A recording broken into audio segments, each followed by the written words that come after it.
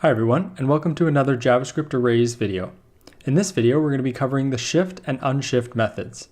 These two methods are used to add and remove elements to the front of an array, whereas the push and pop methods from the previous video were used to add and remove elements from the back of the array. So to get started, let's first create our data element, and inside of it, let's add two values to it. So we'll go cat and dog. So there we have two values inside of this array now, data.shift. This is going to remove the first element from the array, or the element at index 0. So now if we print this out,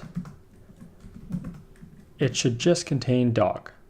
So let's refresh the page, and there we go. It only has dog in it.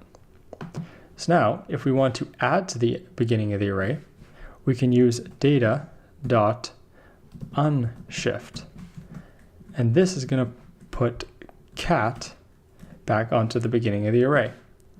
So now if we print it out after,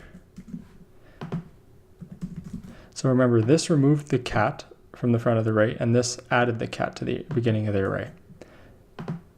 So there we go, we got our original array. So we removed it and then added it. So now let's try to add another one. Let's add two more. Let's go bird and fish. So this should add bird and then fish. So our new array should be fish, bird, cat, and dog. Yep, fish, bird, cat, and dog. Note that you can also go like this. So we can, instead of doing it twice, we can put them all into one unshift method call.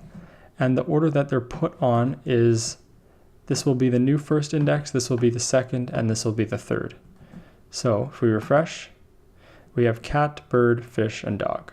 So one more thing to note is that when you call this shift method, it will return the first element to you. So if we copy this and print it out and save, it should be returning cat, because at this point in time, cat is at index 0, just like here.